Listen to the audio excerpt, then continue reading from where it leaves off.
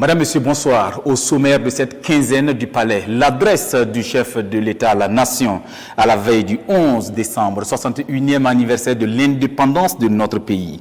Roch-Marc Christian Kaboré appelle les Burkinabés à faire bloc contre le terrorisme et contribuer à l'effort de guerre. Lutte contre le terrorisme, réconciliation nationale. Eh bien, dans un grand oral, le chef de l'État engage l'exécutif à la culture de résultats. Les priorités de la nouvelle équipe gouvernementale à suivre dans ce magazine. Et puis la gratuité des soins au profit des femmes enceintes et des enfants de moins de 5 ans. Une politique volontariste du président Roch-Marc Christian Kaboré au bilan satisfaisant. Escale au centre médical urbain de Dédougou pour les témoignages des bénéficiaires dans la rubrique concrètement.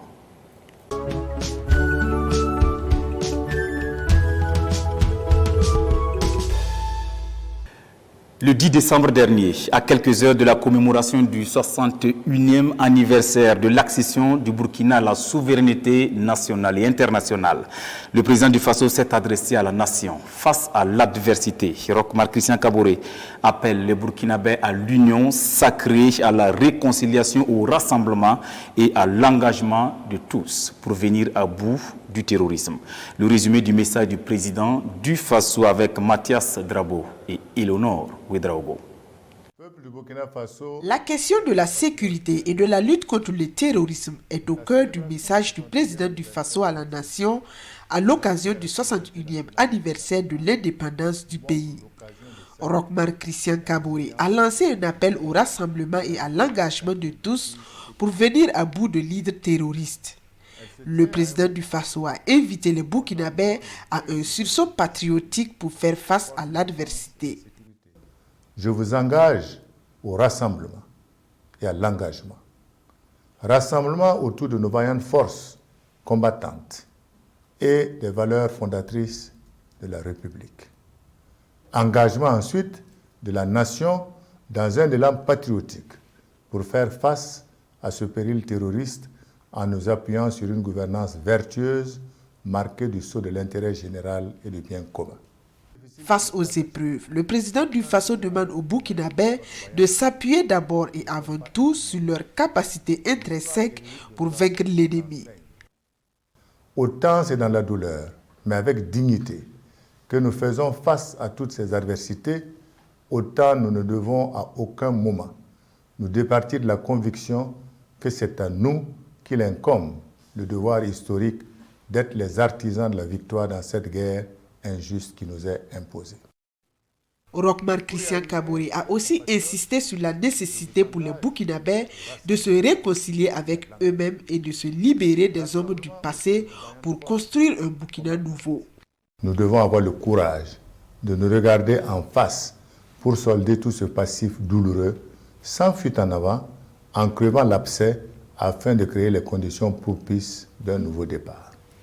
Convaincu que le terrorisme au Burkina Faso est alimenté et entretenu par la haine née de notre histoire politique récente, Roch-Marc Christian Kaboré insiste sur la nécessité de tourner la page pour aller à la réconciliation. Cette réconciliation, nous la réaliserons tous ensemble pour en finir une fois pour toutes avec les rancœurs. Chaque acteur ou actrice doit en toute humilité reconnaître sa part de responsabilité et s'engager pour que nous tournions ensemble définitivement la page. Pour le chef de l'État, l'urgence commande une union sacrée des filles et fils de la nation. Il s'est par la suite engagé à œuvrer au retour de l'administration et des personnes déplacées internes dans les zones désertées, à poursuivre la sécurisation du pays, ainsi que les actions de développement, à réorganiser la défense opérationnelle du territoire et à consolider la citoyenneté démocratique pour le développement et le retour à la paix. Pour vaincre le leader terroriste, il faut un Burkina réconcilié avec lui-même. C'est du moins la conviction du chef de l'État. Il était face à 3 journalistes pour le grand entretien du 11 décembre, jour anniversaire de l'indépendance du Burkina. Crise sécuritaire, réconciliation nationale, nouveau gouvernement. Autant de sujets au menu de ce grand oral. Compte rendu de Drissa Dao, Mathias Drabo, Moumini Yamiogo et Mawa Yen. Face aux épreuves que subissent le peuple burkinabé du fait des attaques terroristes, c'est un président du Faso préoccupé par la situation sécuritaire, mais déterminé qui s'est présenté aux journalistes pour un exercice de redevabilité. Pour Roch Marc Christian Kaboré, le salut du Burkina Faso viendra de l'engagement de ses fils et filles à vaincre ensemble les forces du mal. En tant que président du Faso, je dois dire que c'est dans un état, je dirais, de grande préoccupation et également dans un état d'engagement qu'il nous faut prendre de plus en plus pour arriver au bout de ce fléau. Sans langue de bois, le président du Faso a considéré que dans cette guerre contre le terrorisme, il n'y a pas de héros solitaire ni d'homme providentiel à même d'assurer la victoire et qu'à ce titre, nul ne peut prétendre être l'homme de la situation. Le chef de l'État a alors invité les Burkinabés à surpasser leurs intérêts partisans car l'urgence, c'est la défense de la patrie. Déjà, Roch Marc Christian Kaboré, qui a nommé Dr Lassine Azerbo à la tête d'un gouvernement resserré, a situé les missions claires et l'état d'esprit dans lequel ce nouvel exécutif devra inscrire son action pour répondre aux attentes légitimes des populations. Aujourd'hui, plus que jamais, les objectifs que nous devons atteindre sont des objectifs sur lesquels nous devons mettre toute notre énergie. Et c'est pour cela que je dis soudé parce qu'on doit regarder dans la même direction. On doit travailler dans l'intérêt des Burkinabés. On doit travailler dans l'intérêt de notre pays. Donc voilà l'essentiel de ce que je peux dire sur ce gouvernement que nous allons proclamer bientôt. La lutte contre le terrorisme sera en pole position des objectifs du nouveau gouvernement. Le chef de l'État ne veut plus d'hécatombe. Pour Roch Marc Christian Kaboré, l'attaque terroriste qui a fait 53 victimes à Inata est inacceptable.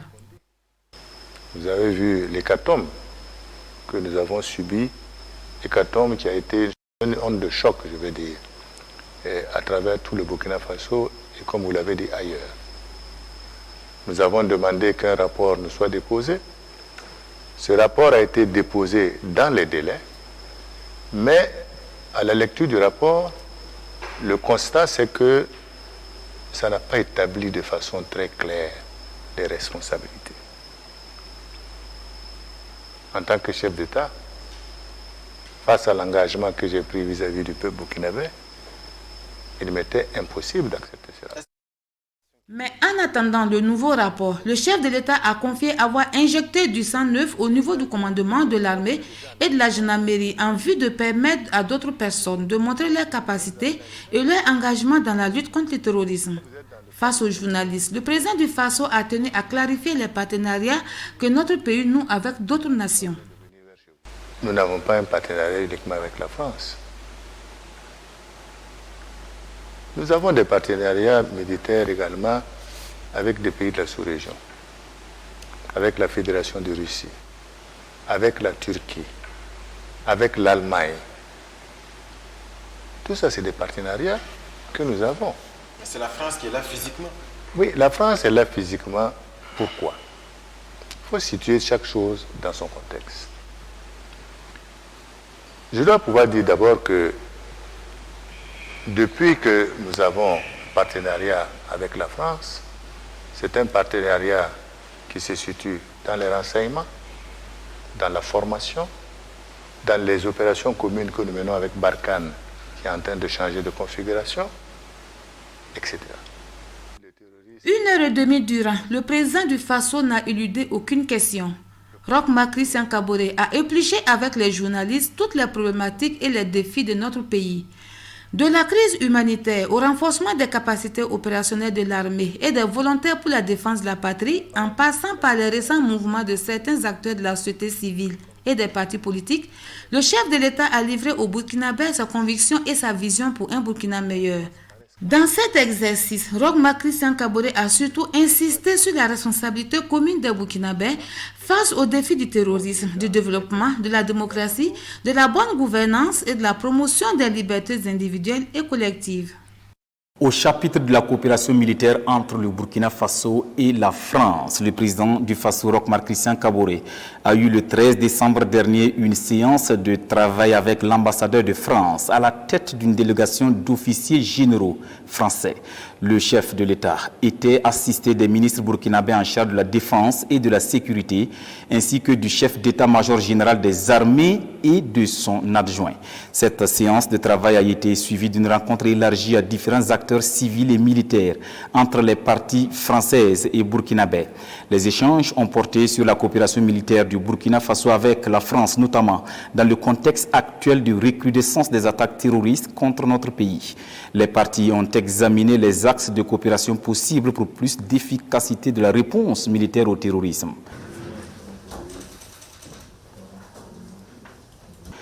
Les discussions entre les parties se sont poursuivies le 14 décembre. Le 11 décembre dernier, à l'occasion de son entretien radio-télévisé, le président du Faso avait annoncé pour bientôt la tenue de cette rencontre pour, dit-il, définir le cadre dans lequel nous allons travailler avec la France. Le 2 décembre dernier, le président du Faso a pris part par visioconférence à la 4e session ordinaire de la conférence des chefs d'État et de gouvernement de l'agence panafricaine de la Grande Muraille Verte. Avec les partenaires techniques et financiers, Roch Marc Christian Kaboré et ses pairs ont évoqué la question du financement de cet important projet de résilience face au changement climatique porté par l'Union africaine. Précision de Rodrigue Bourreau, Bourema Lankwande et Mawayen. Dresser une ceinture verte allant de Dakar à Djibouti pour endiguer l'avancée du désert en Afrique subsaharienne, telle est l'ambition de la Grande Muraille Verte, un projet porté par l'Union africaine.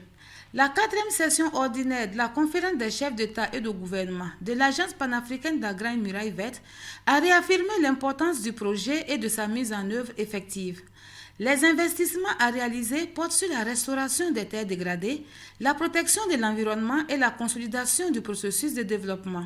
Au cours de ce 4e sommet, les participants ont évoqué la mise en œuvre des décisions issues des précédentes sessions, le fonctionnement du secrétariat exécutif et le financement de cette ambition pour le continent africain face aux aléas climatiques, sanitaires, sécuritaires et démographiques. La réalisation de la Grande Muraille Verte nécessite environ 17 milliards de dollars et permettra de créer 10 millions d'emplois verts, de restaurer 100 millions d'hectares de terres dégradées et de séquestrer 250 millions de tonnes de carbone. À la fin des travaux, le président du Nigeria, Muhammadu Buhari, a été élu président de la conférence des chefs d'État et de gouvernement et Dr Saïd de la République du Tchad, nouveau secrétaire exécutif de l'Agence panafricaine de la Grande Muraille Verte.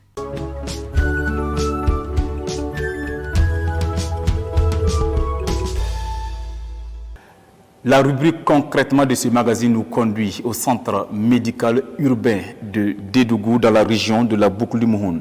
La politique de gratuité des soins pour les enfants de 0 à 5 ans et les femmes enceintes, voulue par le président Roch Marc Christian Kaboré et lancée au début de son mandat, continue de faire des heureux. Le taux de fréquentation s'est considérablement amélioré dans ce centre de santé.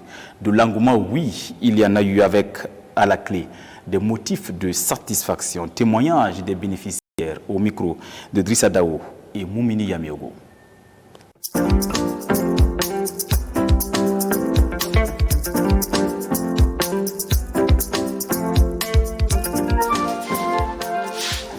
Concernant la gratuité des soins, vraiment, moi, je trouve ça vraiment une chose qui est vraiment bien. Vraiment, moi, personnellement, j'ai bénéficié de ça. Ça fait ma 3e enfant comme ça, mais tous ces enfants, je les ai eu par césarienne. Mais vraiment, ça m'a vraiment beaucoup aidé, moi et puis mon mari.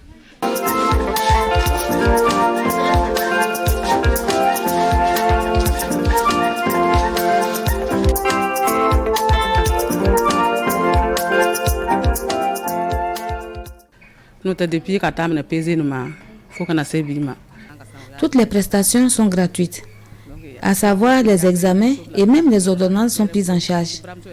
Chaque fois que nous accompagnons une femme pour son accouchement, nous ne payons rien. Ma belle-sœur a subi des césariennes à 0 francs. Moi-même, je cherchais une occasion pour m'exprimer à ce sujet. Je remercie le gouvernement pour cette initiative qui nous soulage vraiment. Si on devait payer toutes ces prestations, on allait être confronté à d'énormes difficultés. Prendre en charge tous ces soins qui auraient coûté 200 ou 300 000 francs est un grand soulagement pour nous. Vraiment, merci au gouvernement.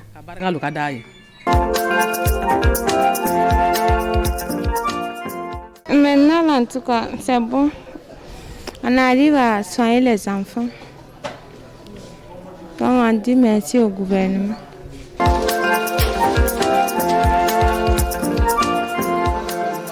On ne souhaite pas à tomber malade.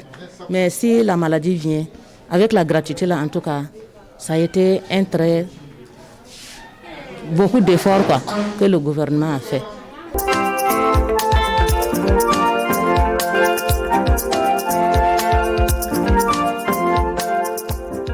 Avec l'arrivée de la gratuité des soins, on a assisté à un boom en termes de consultation, en termes de fréquentation de la population. Et il faut dire la mise en œuvre de cette gratuité a permis de diminuer considérablement les décès maternels, et ainsi même que les décès néonatals et les décès infantiles. Les femmes bénéficient en termes d'accouchement de la gratuité de ces soins. Elles bénéficient en termes de consultation, les soins prénatals recentrés aussi.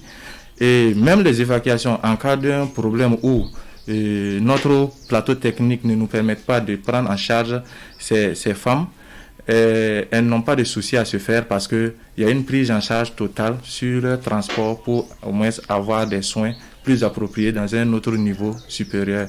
Et ça rentre toujours dans ce même cadre de la gratuité des soins. Donc ça fait que maintenant les femmes n'ont même plus peur de venir en consultation parce qu'elles savent que non, bon, si je viens, voilà, je suis enceinte, je n'ai pas besoin d'enlever de l'argent, voilà, je vais avoir les soins, voilà, et le produit aussi, je vais l'avoir, il n'y a même pas de souci à se faire.